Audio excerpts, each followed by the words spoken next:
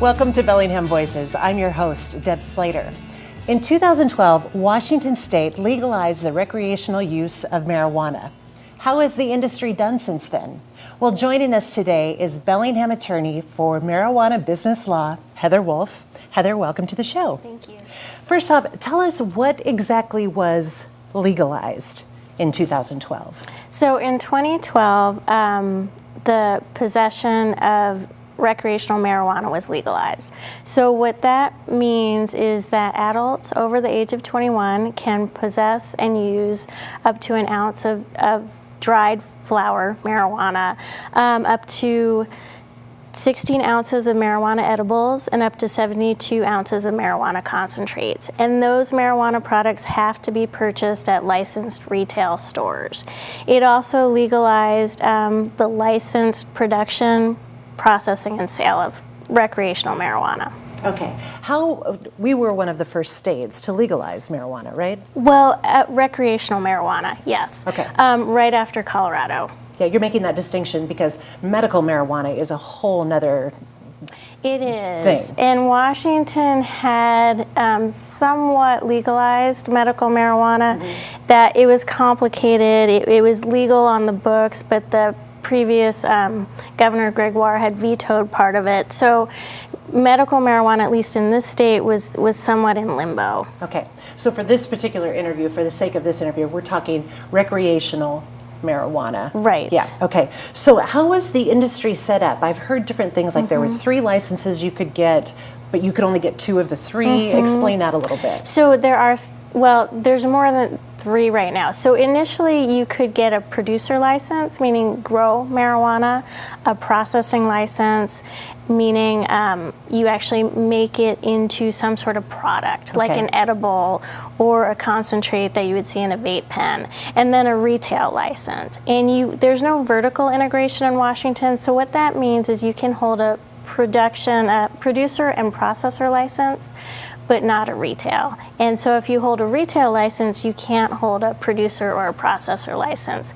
Most folks who have a producer license also have a processor license because they tend to grow and process in the same facility. Was that an effort to kind of check and balance the industry a little bit? I think the intent was not to create monopolies. I see. So to diversify the market as much as possible. Now, other states have vertical integration. Colorado, for instance, has vertical integration, and there's pluses and minuses to that. Okay. And I will say since 2012, there's another license that you can get, which is a transporter license. So you can be licensed to transport marijuana between licensees. So between a processing facility and a retail facility and vice versa. Okay. Who regulates this industry? The Washington Liquor and Cannabis Board. Okay. Previously known as the Washington Liquor Control Board. Right. It's interesting how that C just went from control to cannabis, right? Okay. And I think the thing that a lot of people don't really understand, the unique part of this industry, is that it's legal in the state, but it's still illegal federally. Correct. So that must open a lot of, there's probably a lot of challenges with that. Yeah, that is the most complicated aspect and risky aspect of this industry. So marijuana remains a Schedule I drug under the Federal Controlled Substance Act. So it is illegal per the feds. And when Washington State legalized in 2012, the feds decided to take a hands-off approach. So under the Obama administration, they issued what's known as the Cole Memo. And what the Cole Memo said was that, look, states, if you abide by our drug enforcement policies, and those are mainly keeping marijuana out of the hands of minors, preventing drug diversion, preventing money laundering, not having any marijuana on public lands, we will not use our enforcement powers as the federal government to go after you. So, and that's what Washington State did. In their rules, they incorporated these enforcement policies. There's a lot of rules around preventing access to minors, preventing criminal activity in the industry. So Obama said, okay, you're fine. We're not going to come in and enforce federal law there. So this was reacting to what the state did. Yep. How did we do it in the first place? How did it even get to be an initiative? If it was illegal federally, how did Washington and Colorado do it?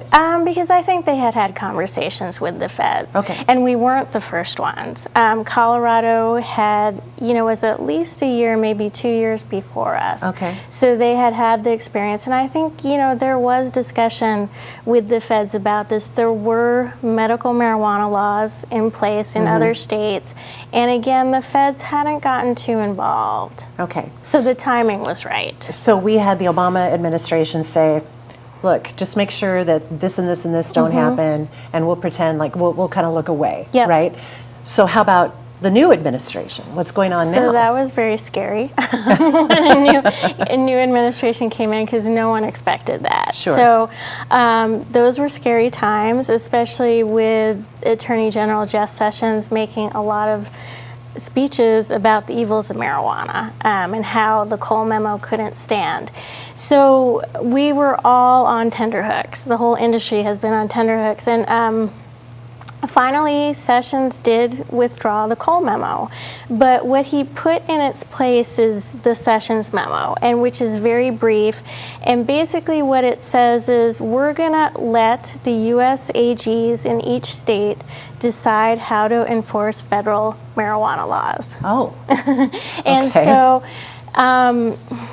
it's really up to these federal AGs in each state. And Washington, for instance, has two. There's a federal attorney general for the western portion of the state and one for the eastern portion. Our western AG has said they're not going to go after illegal marijuana businesses. The Eastern AG hasn't made any formal statements, but so far there hasn't been it doesn't appear that there are going to be any changes. Okay. So that's the overall issues with the federal government and the state. But there's got to be some practical challenges as well with it being federally illegal. Like, let's talk about a few of those. What's the biggest one? Banking. Banking. Okay, It's very difficult to even open a bank account. There are a couple credit unions in the state of Washington that do accept accounts from marijuana businesses. There are very high fees related to that, and it's a pretty tough application process to even get in. So there are still marijuana businesses operating on a cash basis that may not have a bank account. Wow. So there's the bank account aspect, but then there's no ability to get commercial loans. Right. So this industry is funded purely on private lending. So at first it was friends and family, because initially when the state passed the law, you had to actually be a resident of the state of Washington to even lend money to marijuana businesses. Oh, wow, okay. Now that's evolved. You can be an out-of-state lender within certain parameters. So that's a little bit looser, but still tough. You're looking at higher interest rates, and trying to get that capital is very difficult. Yeah. So that's, I think, banking is the biggest issue, but there's also things you can't declare bankruptcy. Because that's you have to go to federal court to file bankruptcy. And so the bankruptcy courts have said that they will not allow marijuana businesses to file bankruptcy. So there's no recourse if you're in debt, really. There's a lot of tax implications. Marijuana businesses can't take ordinary deductions that normal businesses would be able to take advantage of. There's things like such as we can't get intellectual property protection. We can't file a trademark or a patent with the federal government. So there's a lot of things, and even mortgages. If you own land and you are leasing to a marijuana business, it makes it very difficult even to get a mortgage from a national bank like Wells Fargo or Bank of America, because generally their mortgage documents will say that you cannot have an illegal operation on the property. So there's a lot of consequences I think people aren't aware of. Sure, sure. In addition to that, so we have it legal in the state, illegal federally, and cities and counties can weigh in as well. Talk about that a little bit. So cities and counties have a lot of power through zoning to determine where these businesses are located, or even if they can locate. I mean, there are a number of counties and cities in the state of Washington that don't even allow marijuana businesses within their jurisdictions. And I think, people often wonder, well, why do these marijuana businesses seem to congregate where they do? And, Bellingham's a good example. Yeah. Because retailers, for instance, can only locate in a commercial or industrial zone, and you can't be within 1,000 feet of a school, playground, library, or other place that would attract minors. So that's why you see them congregated in Bellingham where they are, generally along James or Samish. And marijuana producers in Bellingham have to be in an industrial zone. So again, that's why you see them, out in the Hannigan industrial area or downtown. And so all counties, Whatcom County's completely different. You can be located in some rural areas. They have their own buffers. Skagit is different. Seattle is very complicated. So you have to really examine each city or county's zoning laws when you're thinking about opening up one of these businesses. Gosh, with all of these challenges, you would think that people would be like, oh, it's just too challenging, I don't want to be a part of it. But it's been pretty successful since 2012. Would you say? No? I think it's been successful in that I think it really has made a dent in the black market. I tell people I feel like these are like startup businesses, that it's early days so far. I mean, when licenses first started issuing in 2013, marijuana was very expensive at the retail stores. And now that price has dropped significantly. I mean, you can buy a pre-rolled joint for $5.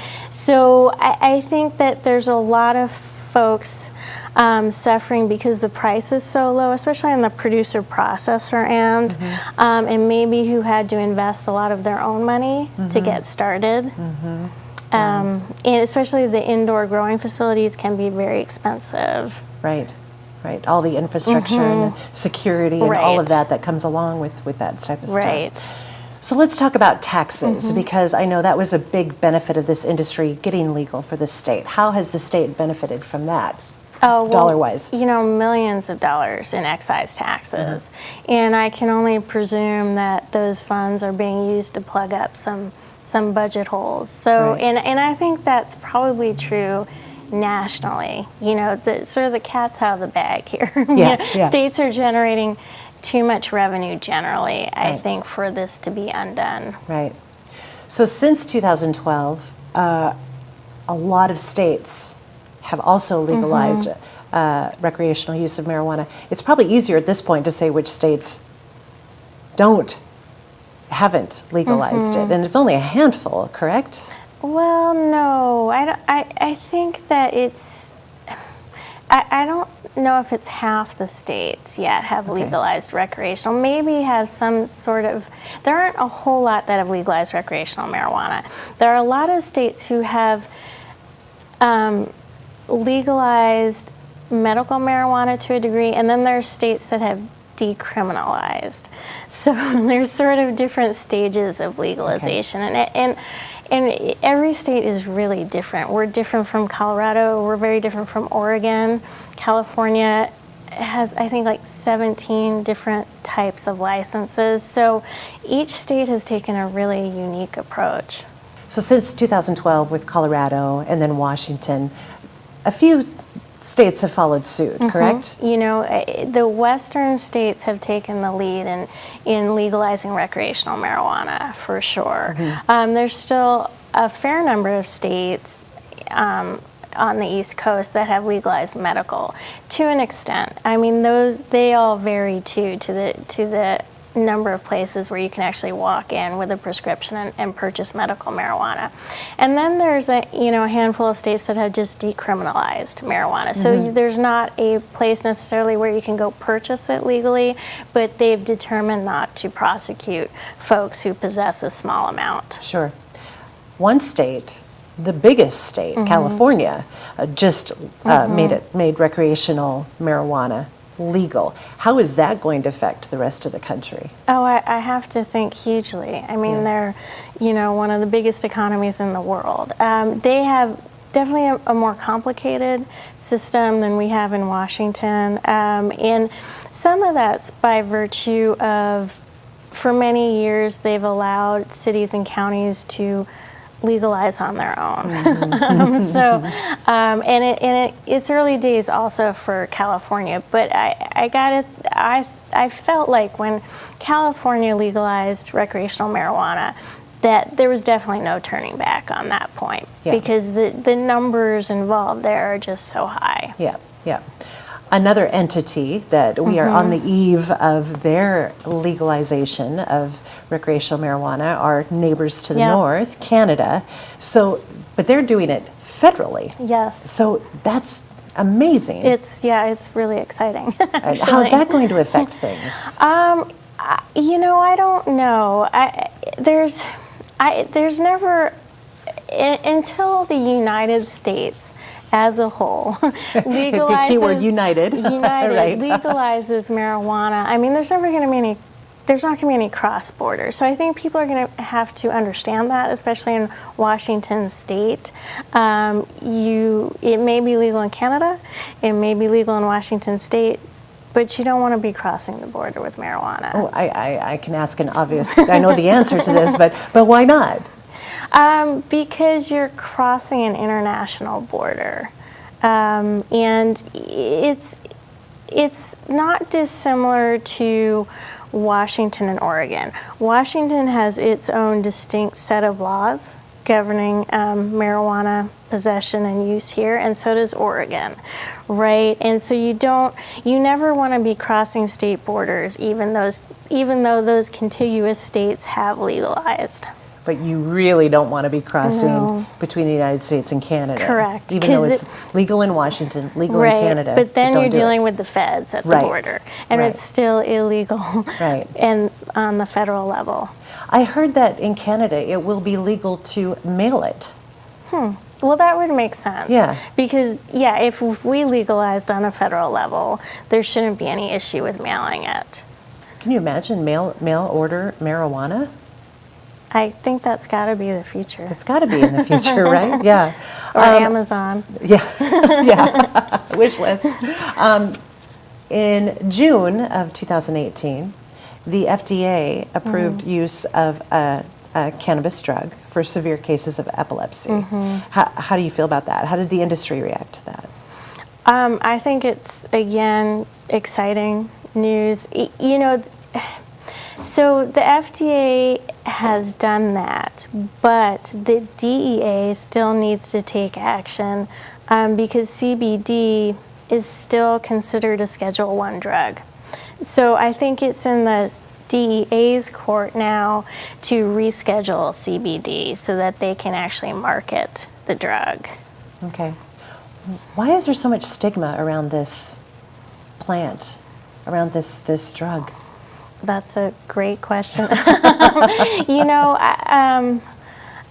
I think there just has been, at least since the 40s. And it's unfortunate that it's considered in the same classification as more addictive drugs like heroin and cocaine. But I didn't think I would see in my lifetime marijuana being legalized, and that as an attorney I would get to practice in this area. So I'm impressed by how quickly that's changed. So looking forward, what does the future look like? I think I think all states are going to follow suit. I think the states see the revenues. There's not a whole lot of opportunities for states to raise revenues, and this is one. I think also that the parade of horribles hasn't happened that was anticipated. I remember going to council meetings early on in Whatcom County and the other smaller cities, and people being very concerned about, people being held up, there being a lot of crime and violence associated with these businesses.